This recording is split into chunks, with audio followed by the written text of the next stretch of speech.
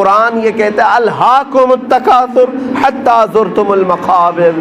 اللہ تعالیٰ فرماتا ہے یہ دنیا کی ہر چیز کی کثرت نے تمہیں غافل کر رکھا ہے، مال کی کثرت، کھانے کی کثرت، پہننے کی کثرت، اولاد کی کثرت، مرتبوں کی کثرت، خواہشات کی کثرت، یہ زیادتی نے تمہیں غافل کر رکھا ہے، اور اس غفلت سے اگر آزاد ہونا ہے رب تعالیٰ فرماتا ہے جاؤ قبروں کو دیکھاؤ، حتی زرتم المقابر، یہاں تک کہ تم قبروں کو دیکھاؤ۔ کیوں قبروں کو دیکھنے کا حکم دیا گیا؟ جا کر دیکھنا وقت کے بڑے بڑے پیسے والے وہاں پر لیٹے ہوئے ہیں، وقت کے بڑے بڑے لیڈر جو تھے وہ بھی لیٹے ہوئے ہیں، جن کی پہلوانی کے چرچے ہوا کرتے تھے وہ بھی زیر زمین دفن ہے، اور زیادہ دن تک نہ جسم سلامت ہے نہ چہرہ سلامت ہے۔ قبروں میں جانے کے بعد اکثر تو کیڑے مکوڑوں کی غذا بنا دیے جاتے ہیں۔ میرے عزیزو، ہمارے ساتھ بھی اس دنیا سے جانے کے بعد ایک نئی زندگی کا سامنا کرنا ہے۔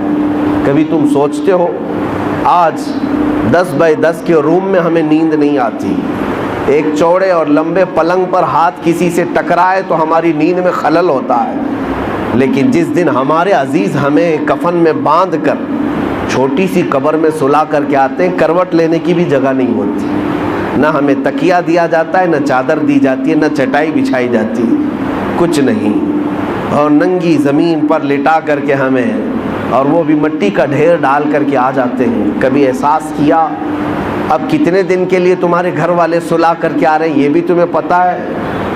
میاں 1 دن کے لیے، 2 دن کے لیے، 3 دن کے لیے ہم میں سے کسی کو پتہ نہیں جب ہمیں دفن کر کے آتے ہیں اگلے 500 سال سونا ہے کہ 600 سال سونا ہے، لیکن سونا اسی میں ہے۔ اور حالات کیا ہوں گے، حالات کیا ہوں گے پتہ ہے؟ بزرگوں نے فرمایا جب تمہارے اہل خانہ تمہیں دفن کر کے جاتے ہیں تو 3 دن نہیں گزرتے کہ تمہاری ناک سے اور کان سے اندر کی چیزیں باہر آنا شروع ہوتی ہیں، ہمارے پیٹ کا گودا باہر آنا شروع ہو جاتا ہے، اور 8 دن نہیں گزرتے کہ پیٹ پھٹ جاتا ہے، انتڑیاں باہر نکل آتی ہیں، تعفن ہو جاتا ہے قبر کے اندر، اور اچانک مٹی سے کیڑے پیدا کر دیے جاتے ہیں جو جسم کے ان اعضاء کو کھانے لگ جاتے ہیں۔ 40 دن گزرنے کے وقت اس کے جسم کا گوشت تک کھینچ لیا جاتا ہے۔ میرے عزیزو، یہ ہماری حقیقت ہے، یہ ہماری حقیقت ہے۔ میں کبھی کہتا ہوں نوجوانوں سے جو جیم میں جا کر اپنی باڈی بنانے میں گھنٹوں صرف کرتے ہیں، اپنی باڈی بنانے میں، اپنا چہرہ بنانے میں، تمہیں پتہ ہے مولا کائنات علی مرتضیٰ رضی اللہ تعالیٰ عنہ ایک دن قبرستان گئے اور قبر والوں کو سلام کیا، السلام علیکم یا اہل القبور، اور پھر پوچھا ہے قبر والے تمہارا کیا حال ہے؟ آپ کے ساتھ ایک تابعی حضرت سعید ابن مسیب تھے، وہ کہتے ہیں میں حضرت علی سے پوچھ رہا تھا کیا یہ قبروں والے آپ کو جواب دے رہے ہیں؟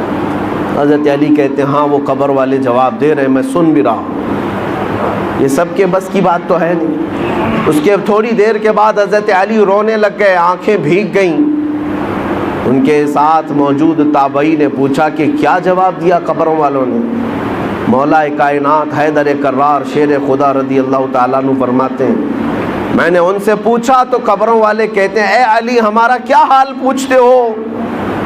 جس چہرے کو ہم گھنٹوں سجایا کرتے تھے اس چہرے پر اللہ نے بچھو چھوڑ دیے اور وہ ہمیں ڈنک پہ ڈنک مارتے ہیں۔ جن بالوں کو ہم بار بار سجایا کرتے تھے ان میں خون اور پیپ بھر دیا گیا ہے۔ ہمارے جسم کے اوپر سے چمڑیاں ادھیڑ دی گئی ہیں اور گوشت کی سڑن پیدا کر دی گئی ہے، اور وہ قبروں والوں کے حالات حضرت علی سنتے سنتے رونے لگ گئے۔ وقت کے صحابی داماد رسول قبر کے ذکر سے رو پڑتے تھے۔ میرے عزیزو، آج ہماری کیا حالت ہے؟ ہماری آنکھیں تک نہیں بھیگتی، ہمارا دل تک موم نہیں ہوتا، خواہشات نے ہمیں اتنا مصروف کر دیا ہے کہ اپنا آخری سفر بھی بھول بیٹھے، جبکہ تمہیں پتہ ہے تم ہماری تقریر سنو یا نہ سنو، کسی کا بیان سنو یا نہ سنو، تمہیں تو موت آنی ہے اور تمہیں لے جایا جائے گا۔ اس بات کو مانو یا نہ مانو، تمہارے نہ ماننے سے، تمہارے انکار کرنے سے تمہاری موت کے آنے میں کوئی فرق نہیں پڑے گا۔ موت تو آنا ہے، تم ہزار اختلاف کرو مجھ سے، 1000 مجھے گالیاں دے لو، لیکن موت تو آنی ہے میرے عزیز، موت تو آنی ہے۔ ہم نے بھاری بھرکم جسم بھی اٹھائے ہیں، بڑے پیسے والوں کو بھی اٹھایا ہے، لیکن دیکھ کر کے اس بات کا احساس ہوتا ہے کہ پورے کفن میں ایک جیب بھی نہیں رکھی جاتی، اور نہ ہی ہم اپنے عزیز مردے کو دفن کرتے ہیں تو 5 روپے 10 روپے 100 روپے 1000 روپے کی نوٹ تک نہیں رکھتے، اور رکھنا بھی نہیں چاہیے۔ لیکن مومنوں کا یہ عقیدہ ہے کہ ہم ایک سکہ بھی قبر میں اپنے باپ کو نہیں دیتے۔ کیوں؟ سب کو پتہ ہے کہ یہاں یہ سکہ نہیں چلنے والا، یہ دوسری دنیا ہے، یہاں انصاف دوسرا ہوگا، یہاں ملائکہ آئیں گے اور وہ نہ رشوت لینے والے ہیں اور نہ سفارش تمہاری لینے والے ہیں۔ یفعلون ما یؤمرون، وہ اتنا ہی کریں گے جتنا ان کو حکم دیا جائے گا۔ اے میرے عزیزوں، وقت بہت کم رہ گیا ہے، وقت بہت کم رہ گیا ہے، اور اب تک ہمارے پاس ایسی کوئی چیز نہیں جس کو لے کر کے ہم قبر میں جائیں۔ مجھے ایک واقعہ بار بار جھنجھوڑتا ہے۔ ممبئی کی سرزمین پر ہمارے ایک حاجی صاحب، بڑے پیسے والے، پرہیزگار آدمی بھی ہیں، لیکن اپنے بیٹے کو انہوں نے بچپن سے، اکلوتا بیٹا تھا، کانوینٹ میں پڑھایا، انگلش میں پڑھایا، اور بہت ٹاپ کی کالج یونیورسٹی میں پڑھا، یہاں تک کہ اسے لندن بھی پڑھنے کے لیے بھیجا تھا۔ 24 سال کا یا 25 سال کا لڑکا تھا، اچانک بون کینسر ہو گیا۔ بون کینسر ایسا ہوا کہ پتہ ہی نہیں چلا، 6 مہینے کے بعد پتہ چلا کہ یہ 3rd سٹیج پر ہے، کچھ کر ہی نہیں سکتے تھے۔ پہلے تو لندن میں علاج ہوا، اس کے بعد پھر وہاں سے مایوس ممبئی لوٹ آئے۔ جب گھر آئے تو 25 سال کا جوان بستر پر ہے، گل گیا ہے، اور باپ کی حالت دیکھنے کے قابل، روتا تھا، نمازوں میں آ کر دعا کی چٹھی ہر بار۔ پھر وقت ایسا آیا، مجھے وہ بات یاد آتی، کافی سال ہو گئے، اس نوجوان لڑکے نے اپنے باپ کو ایک دن بلایا، کہا ابا جان میری اسکول کی سرٹیفکیٹ، شیلڈ، مارک شیٹ یا جو مجھے انعامات ملے تھے وہ کہاں ہیں؟ کہا باپ نے، بیٹا سب سنبھال رکھا ہوں، الماری میں سب ہے، سب ہے۔ کہا میں دیکھنا چاہتا ہوں۔ اس کی 7ویں کی، 10ویں کی، 12ویں کی، اور جو اس نے مسابقے، جو کمپٹیشن میں شیلڈ لیے تھے وہ سب رکھی ہوئی تھی۔ باپ لا کر کے دیتا ہے، یہ تیری 10ویں کی ہے، یہ 12ویں کی ہے، یہ کالج کی ہے، یہ تو لندن میں جو پڑھا اس کی ہے، فلاں کورس کی ہے۔ وہ بستر پر لیٹے لیٹے نوجوان دیکھتا رہا، حسرت سے اپنے باپ کو پوچھتا ہے وہ ساری سرٹیفکیٹ دکھا کر، ابا جان مجھے بتاؤ ان ساری سرٹیفکیٹ میں کون سی ایسی سرٹیفکیٹ ہے جو میں منکر نکیر کو بتا دوں تو مجھے چھوڑ دیں گے؟ میں قبر میں جانے والا ہوں، میری زندگی بہت مختصر سی رہ گئی، بون کینسر، اب میں بچنے والا نہیں ہوں، لیکن بابا جان مجھے بتاؤ اس سرٹیفکیٹ میں کون سی بتاؤں منکر نکیر کو کہ وہ چھوڑ دیں گے مجھے؟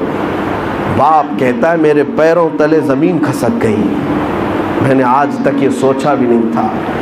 میں نے اپنے بچے کو قرآن اور حدیث کی تعلیم تو نہیں دی تھی، مختصر قرآن تو پڑھایا تھا، لیکن کوئی سورہ بھی اسے یاد نہیں تھی، اس لیے کہ اسکول کالج ٹیوشن اور لندن اسی میں رہ گیا، پیسے خرچہ کرتے کرتے۔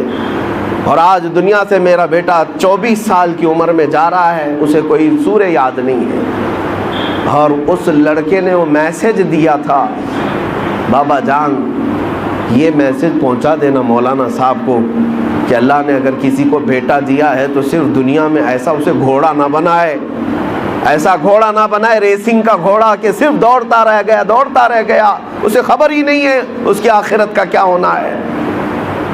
کم سے کم ہر باپ اتنا تو اپنے بیٹے کو دے دے کہ وہ قبر میں میرے مصطفیٰ کو منہ دکھانے کے قابل تو ہو جائے۔ نبی پاک صلی اللہ تعالیٰ علیہ وسلم قبر میں تشریف لائیں اور پوچھیں کہ میرے لیے کیا لایا ہے، تو تمہارا چہرہ کھل تو جائے کہ یا رسول اللہ میں آپ کا ہوں، آپ کے لیے دنیا چھوڑ آیا ہوں۔